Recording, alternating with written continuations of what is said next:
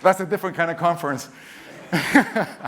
So welcome, everyone. I'm delighted to see a packed house, a full house for our annual UX conference, and thank you so much for gracing me with your presence during my presentation.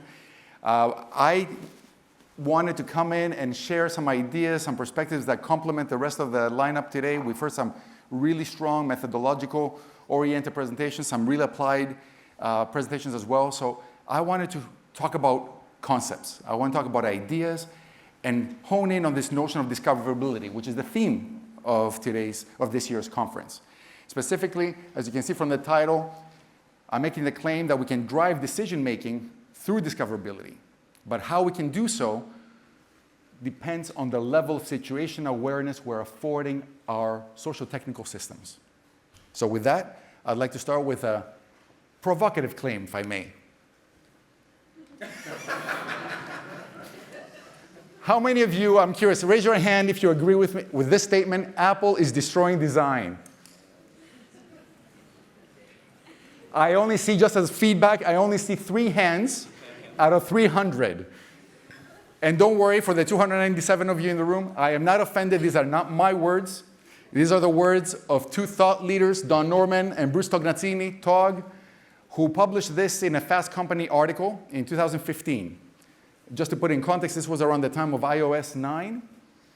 And they made the claim in this piece that said, you know, in summary, I'm going to read actually what the excerpt I brought in from the article, which reads, "Once upon a time, Apple was known for designing easy-to-use, easy-to-understand products. No more. Now, although the products are indeed even more beautiful than before, that beauty has come at a great price. Gone are the fundamental principles of good design: discoverability, feedback, recovery, and so on." So this was 2015. Just to put it in context, the World Wide Web launched around 1993. Of course, we had experiences in designing information technology artifacts and other interactive experiences well before the World Wide Web. But the thrust, the first decade, was on usability, on how we can produce systems that function. And then in the following decade, we started seeing a shift to the importance of aesthetics. And it was not surprising, because in the 2000s, we saw empirical evidence that beautiful interfaces were in fact more usable, both in the perception of the users and also behaviorally, depending on the context of use. And through subsequent studies, we saw that beauty actually is multidimensional. The hedonic appreciation is not just on the aesthetic appreciation of how the content is presented, but even the orderliness, the structure, the professionalism, the clarity of the way the content is organized and presented to the user matter. And how do they matter? They drive down the cognitive effort on the part of the user that they experience, and as a consequence, the time they take to complete tasks. They elevate, they improve the level of performance, the level of satisfaction with the use of the technology. So we had reason to focus on aesthetics. But in more recent times, we've come to understand the duality and complementarity of utility and hedonics. It's not one or the other. It is a trade-off. And depending on the context of use, one dimension may be slightly more important than the other. But ultimately, they both contribute to a user experience that we, in this space, in user experience, try to optimize. And discoverability is ultimately something that we try to embed in our products, regardless of the domain of application, whether it's a user, a planning analyst that's working with a SAP-driven enterprise resource planning system, looking at dashboards and looking at forecasting, estimations of demand levels to reorder inventory, whether it's a technician working on an engine or other below-the-wing operations that is supported through mixed reality, on-the-job support. Or it could be even in the context of training simulations, like a flight simulator. Again, in the picture here, we see that is now shifting in the use of mixed reality settings to afford situations in the training scenarios that are presented to the trainee that would not otherwise be feasible. So we see tremendous opportunity through embedding discoverability and supporting individuals across domains. And what happens if we don't design for discoverability? We heard earlier from the introductory remarks by David, the Windows 8 experience.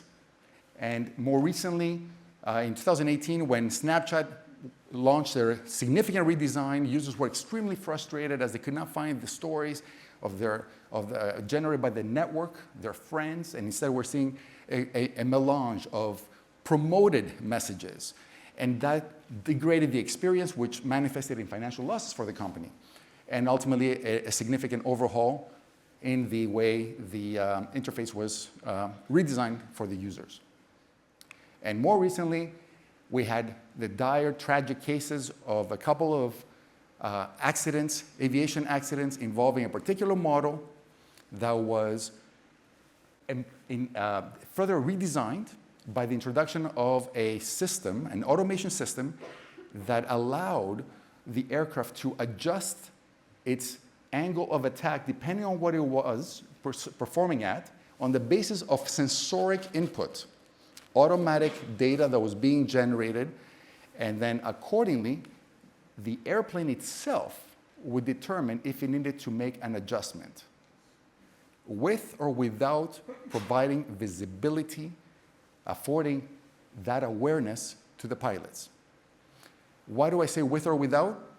Because the manufacturer actually did deploy systems that would allow the pilots to have feedback in terms of what the sensor is perceiving in two ways. First, an alert, if there is a disagreement between the two sensors, and if both of them were actually converging on the negative or the risky zone that it was performing at, the airplane was flying in. And second, what is the actual value associated with the angle of attack? But those were premium features, add-on features. And airlines like Air Canada had indeed purchased that. So the pilots that operated in Air Canada, they had visibility, they made informed decisions that were far better prepared to be aware of what was happening in any given moment during the flight. But in the tragic cases from Lion Air, Ethiopian Airlines, that system was not installed.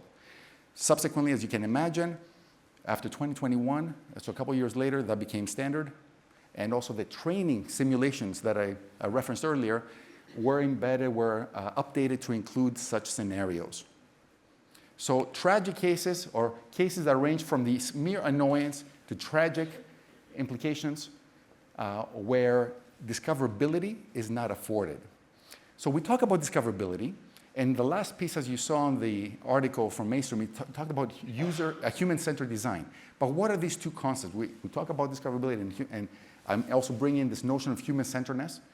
And I'd like to put forth, as any researcher that's worth their weight in salt, we have to have good definitions that allow us to move forward. So discoverability is, as Norman argued a couple of decades ago, what basically is a system that assures the user is able to find the information, interaction, the functions that they need as they're doing it.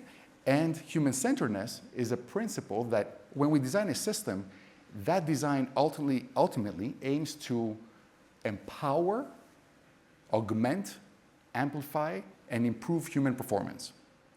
It is centered on the user. So with those two perspectives, we start thinking, okay, well, we already know this in this space, if we've been working in this space, from the concept and the principle and theory of affordances, from the American psychologist who worked on this in 1960s, all the way until 1979 when his last book was published. Gibson talked about affordances in an ecological context, about how we perceive and make sense.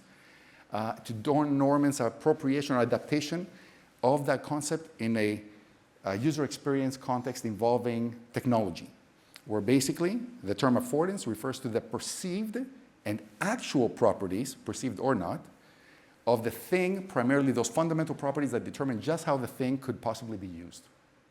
So we have this foundation.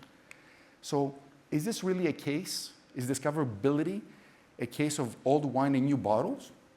Are we just trying to repackage? Are we reframing, relabeling, making it sexy again, bringing sexy back? Or is it helping us bridge a gap? Is it helping us to advance the notion and the practice of design? And can that inform human-centered oriented design, particularly involving artificial intelligence. So I'd like to put forth a perspective that's been around for 3 decades from the aviation industry, and that is the theory of situational awareness. The theory of situational awareness argues that there are 3 levels that an individual experiences as they're in the moment and they're making sense of the information and functions that are afforded to them by the particular artifact, be it a cockpit of an aircraft or an enterprise resource planning system. The 3 levels are, starting with that of perception. So the individual needs to be able to perceive the relevant information and functions that they would need in a particular moment. Going on to comprehension. They're able to synthesize the informations and make use of the range of the functions that are available for that particular context. And based on that understanding, be able to project the outcomes of certain decisions, sort of run simulations and make informed decisions as to what is the optimal path forward. It's a very interesting concept, and I have to share that as a doctoral student in human-computer interaction and a former practitioner before that of designing websites and social network site, I hadn't even heard of this concept. And this predates my training. It was actually at the time that I was an aerospace engineering student, and I had not come across that as a UX practitioner. But more recently, we've seen the opportunity to leverage this understanding, bring it in from the aviation industry, and apply it into user experience, because it gives us a more granular view, delineating discoverability into perception, comprehension, and the ultimate outcome being that of our improved ability to make projections and decisions. And through related work, because the situational awareness theory was framed around a single operator, a single user, there have been iterations on this theory and this perspective to support multi-agent contexts. Multi-agent being human and technology alike. So through distributed situational awareness, which in many ways, it could also be like old wine in new bottles, because we have been exposed to similar concepts through the domain of distributed cognition. So we have the means to better understand the mechanisms that are being experienced by individual users or multiple users as they interact with technology.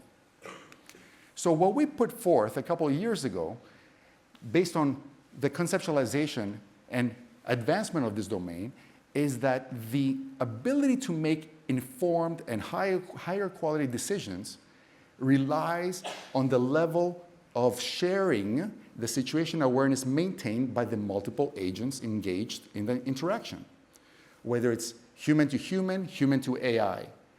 And that level that you can see through the various arrows here depends on the level of control we wish to afford the user, depending on the situation. Because not all technologies are meant to support the user in the same way. Not all technologies are built with the same objective function or utility or expected utility.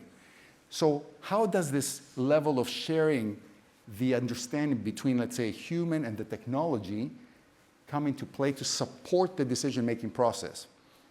We put forth a perspective that decomposes the technologies involving artificial intelligence on the level of human control that they are ideally affording the user according to the functions that they intend to support. If we're talking about some basic co-pilot-like data analysis in the moment transaction that is iterative, continuous, in a short span of time, then obviously the user needs to be in the loop. But if we're talking about my thermostat at home, do I really need to know all the mechanics and decision-making that's happening operationally as to when the heat pump is activated and hot air starts being transmitted? Not necessarily, but I need to be kept in the loop. How is that happening? From a design perspective, there's a light that goes on, or the little flame that it's actually working, and I can manually override that at any point. by changing the setting or turning off the function altogether. So I am kept in the loop, and for exception events, I'm able to jump in as needed. But there could also be cases where the human may not need to be in the loop, so completely out of the loop situation if we're talking about automation. So automation for certain functions, especially if those functions are more about equipping and orchestrating between different agents, AI agents, then perhaps that becomes less necessary, but within certain bounds. What are the parameters within which the technology can operate without necessarily keeping the user in the loop, but should they deviate from those thresholds, the user becomes aware. So that's more of the concept of bounded autonomy, one that I believe in, and one that I feel is fully aligned with the notion of human-centeredness of designing systems that I alluded to earlier, which are systems that aim to amplify, augment, empower, and improve human performance. So that's all great in theory. What about practice? We actually ran a study that started last year. It was 100 participants involved in using an SAP system and forecasting demand levels, where individuals, it was a controlled experiment where we manipulated two levels, the level of user control on the part of the operator, as well as the error that the AI would generate, or the recommendation would be associated with by the system. So we wanted to see how those two influence the perception and even performance of the operator. So you can see that in our study, we found that a 40 user control during the interaction with the forecasting system, we found that the individual operators, the planners, experienced lower cognitive demands. They were able to complete the task in a short amount of time. The cases where they disagreed with the system-generated recommendations and they manually overrode the estimates for the reorder volumes deviated at a lower level than those who did not have control. So I was more likely to trust the estimate if I had control. And in the case that in a continuous interaction, because as a planner I'm making these decisions continuously, regularly, if I see that there was my previous order was way off, thanks to a recommendation by the system, those who had control, and control for us in the experiment was the estimation techniques that were used in forecasting the level that should be reordered.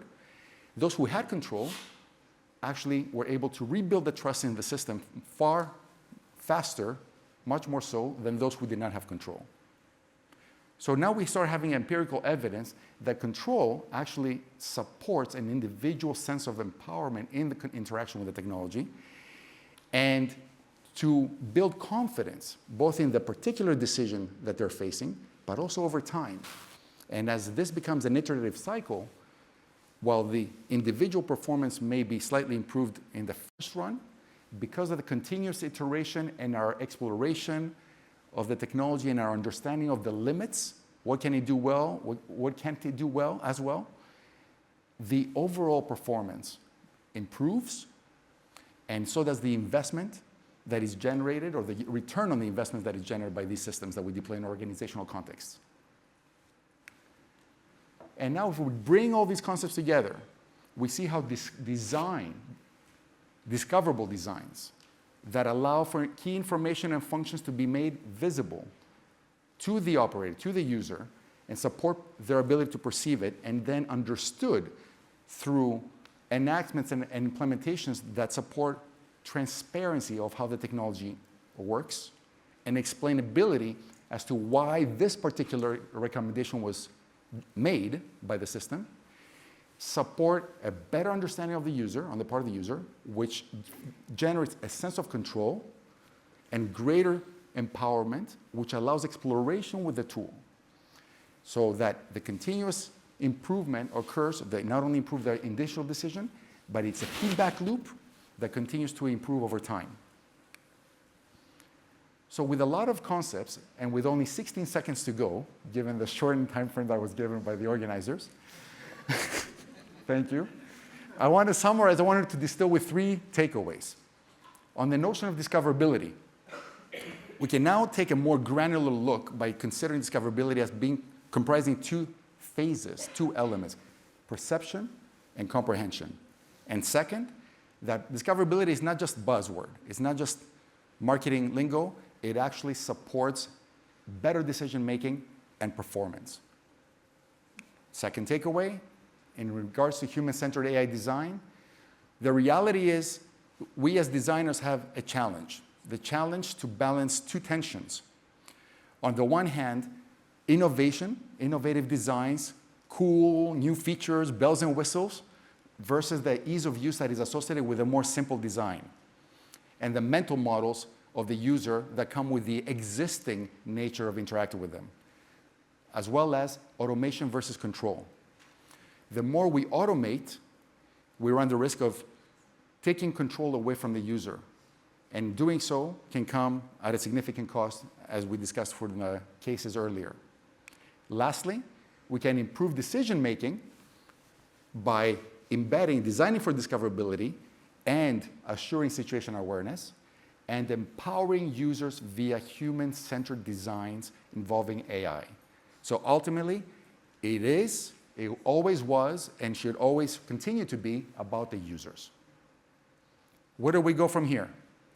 That's a summary of the ideas, roughly of the past 40 years, with a more emphasis of the past 2 or 3 years from research that we have done in the Tech 3 Lab at HCAI Montréal. Well, lucky for you, there is a book that is coming out this April on the design of human-centered artificial intelligence for the workplace. This is a collection of contributions by 25 authoring teams from around the world, authorities in their respective spaces. The book will be coming out in spring by Springer, where you are provided with conceptual, theoretical perspectives, as well as applied use cases and case studies from various industries. We talked a lot about aviation, but also in the book you'll see cases from fleet management to financial services, which allow you, whether you're at the design level or the management level, and you need to make decisions about the next evolution or iteration of your technology, you can be better prepared in doing so. So with that, I would like to thank you for being with me today. You're good. You're good.